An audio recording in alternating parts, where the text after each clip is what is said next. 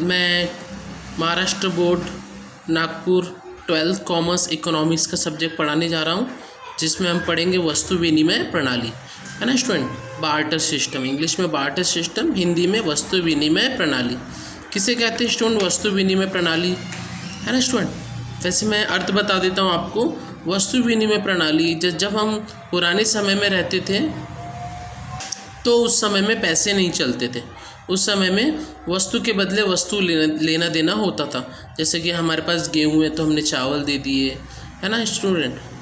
गेहूँ दे दिए, चावल ले लिए, है ना स्टूडेंट। किसी को गाय दे दी तो उससे बकरी ले ली। तो इस तरह से वस्तु के बदले वस्तु लेना देना होता था। उस समय में जानवरों की खाल चलती थी, जानवर चलते थे, और शीप, कौड़ी, तो इस तरह से बहुत सारी चीज़ें मुद्रा के रूप में चलते थे, है ना स्टूडेंट। तो इसे वस्तु विनिमय प्रणाली कहते थे, जिसमें वस्तु के बदले वस्तु लेना देना होता था। ठीक है, देखेंगे। मानव समाज की प्रगति एवं उन्नति के साथ साथ मुद्रा की भी उन्नति होती गई। मुद्रा के प्रादुर्भाव पर पूर्व वस्तु विनिमय प्रणाली अस्तित्व में थी, है ना स्टूडेंट। जब मुद्रा नहीं थी तो उस समय में वस्तु विनिमय प्रणाली थी। वस्तुओं का लेन देन करके मानव अपनी आवश्यकताओं की पूर्ति करता था, है ना स्टूडेंट। जब मुद्रा नहीं थी तो हम वस्तु के बदले वस्तु का लेन देन करते थे और अपनी आवश्यकताओं का पूर्ति करते थे, है ना। जैसे हमने किसी को गेहूँ दे दिए और उससे हमने चावल ले लिए, ऐसा। कपड़े दे दिए, उससे दूध ले लिए, ऐसा। वस्तु के माध्यम से विनिमय लेन देन पूर्ण करना ही यह वस्तु विनिमय प्रणाली का आधार था, है ना स्टूडेंट। अर्थात एक वस्तु के बदले दूसरी वस्तु या सेवा प्राप्त करना वस्तु विनिमय प्रणाली कहलाता था। यानी हमने किसी को वस्तु दे दी तो उससे हमने कोई चीज़, उससे हमने वस्तु के बदले वस्तु लेना देना होता था। जैसे कि हमने गेहूँ दे दिया तो उससे चावल ले लिया, या हमने फल दे दिए तो उसने हमें चावल दे दिए।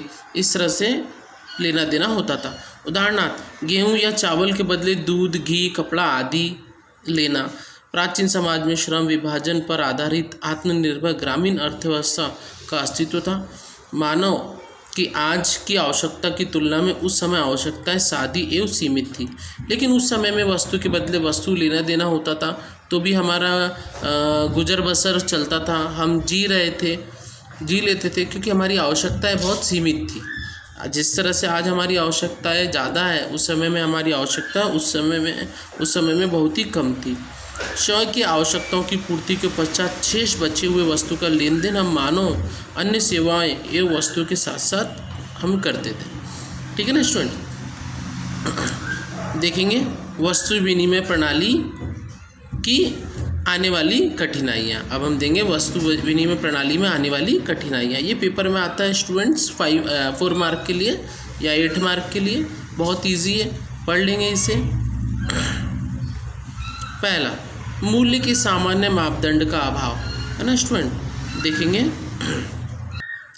मूल्य के सामान्य मापदंड का अभाव। स्टूडेंट यानी उस समय में हम वस्तु के बदले वस्तु लेना देना तो करते थे, लेकिन हमें कितनी वस्तु देना था और कितनी लेना था, ये इसका हमें बड़ा कन्फ्यूज़न रहता था।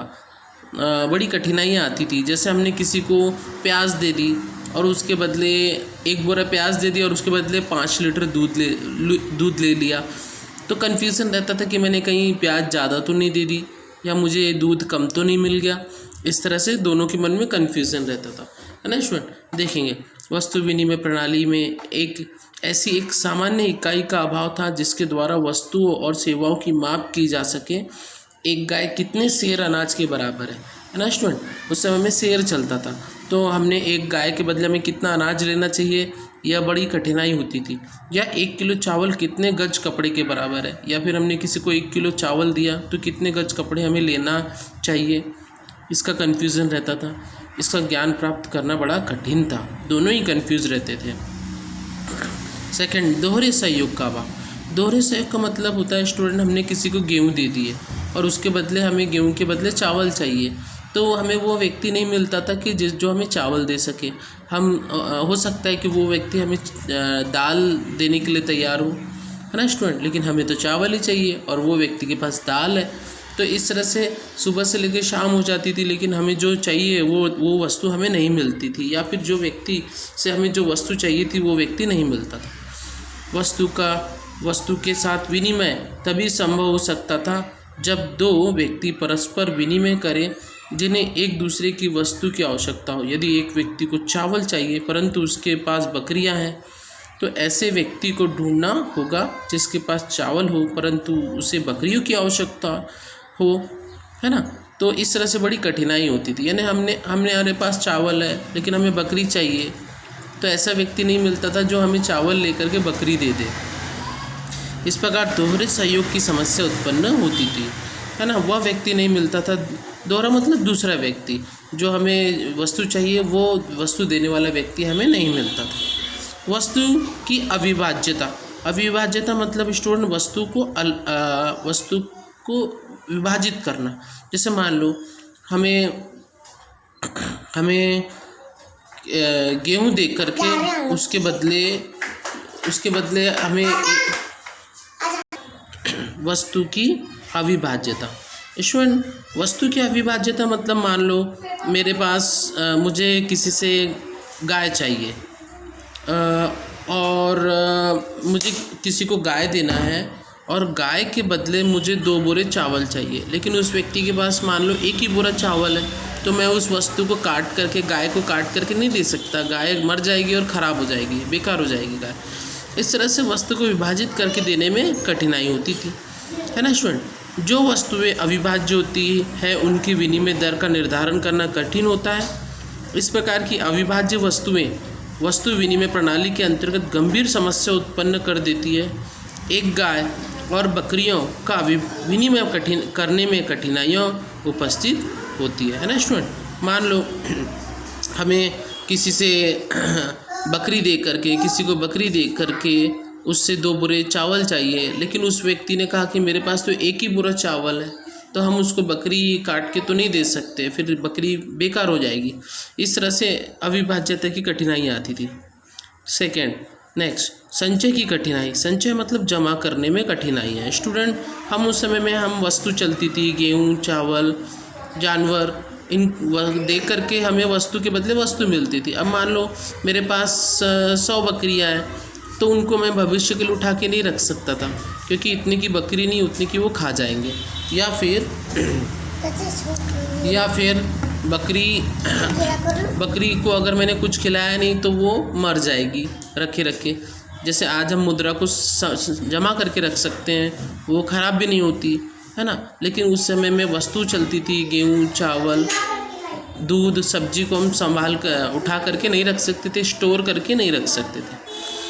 वस्तु विनिमय प्रणाली के अंतर्गत वस्तुओं का संग्रह करके रखने की समस्या उत्पन्न होती है। अनाज, जानवर, फल, सब्जियां आदि का संग्रह करके रखने की समस्या सामने आती है ना स्टूडेंट। इनको हम संचय करके नहीं रख सकते थे। फल, जानवर, अनाज, जैसे आज हम पैसों को तिजोरी में संभाल के रख सकते हैं, इनको नहीं रख सकते थे, ये खराब हो जाते थे। नेक्स्ट स्टूडेंट विलंबित भुगतान में कठिनाई। यानी उस समय में विलंबित मतलब देरी से भुगतान, यानी उधारी नहीं चलती थी, क्योंकि जिस तरह से आज हम वस्तु किस्त में खरीद लेते हैं या आज वस्तु खरीद लेते हैं, भविष्य में पैसा 2 या 3 महीने बाद देते हैं, ऐसा उस समय नहीं होता था, है ना स्टूडेंट। विलंबित भुगतान में कठिनाई। वर्तमान में उधार ली गई वस्तुओं के भविष्य में भुगतान संबंध में कठिनाई उत्पन्न हो सकती है। भुगतान की जाने वाली वस्तु की किस्म एवं तत्कालीन मूल्य को लेकर विवाद उत्पन्न हो सकता है। ब्याज का भुगतान करने में कठिनाई उत्पन्न हो सकती है, यानी इससे बड़ी तकलीफ होती थी। मान लो किसी को हमने ज़मीन बेच दी और उस व्यक्ति ने कहा कि मैं 6 महीने बाद आपको 10 बोरे गेहूँ के दूंगा, है ना स्टूडेंट। लेकिन फिर क्या होता था कि 6 महीने बाद वो जो ज़मीन वाला है वो बोलता था कि नहीं, मुझे अब 10 बोरे नहीं 20 बोरे चाहिए। इस तरह से बड़ी समस्या उत्पन्न होती थी उस समय में, है ना स्टूडेंट। नेक्स्ट विशिष्टीकरण का अभाव। मुद्रा के अभाव में बाजार का विस्तार सीमित होता है, उत्पादन छोटे पैमाने पर किया जाता है, श्रम विभाजन, विशिष्टीकरण की कठिनाई सामने आती है ना स्टूडेंट। यानी उस समय में विशिष्टीकरण, बाजार छोटे होते थे और जो विशिष्टीकरण की कमी आती थी, मतलब जो वस्तु हमें चाहिए वो वस्तु हमें नहीं मिलती थी। जैसे आज हम अनाज बाज़ार में जाएंगी तो अनाज मिल जाता है, कपड़े बाज़ार में कपड़े मिल जाते हैं, बर्तन बाज़ार में बर्तन मिल जाते हैं, सोने बाज़ार में सोना मिल जाता है। तो इस तरह से एक विशिष्टीकरण नहीं होता था बाज़ार में। बाज़ार बहुत ही छोटे और सीमित होते थे, है ना स्टूडेंट। तो इसी तरह से मेरे चैनल को सब्सक्राइब कर लें, आपको इसी तरह से वीडियो मिलेगा स्टूडेंट्स। मैं 12th बोर्ड की बुक से पढ़ाता हूँ, नागपुर।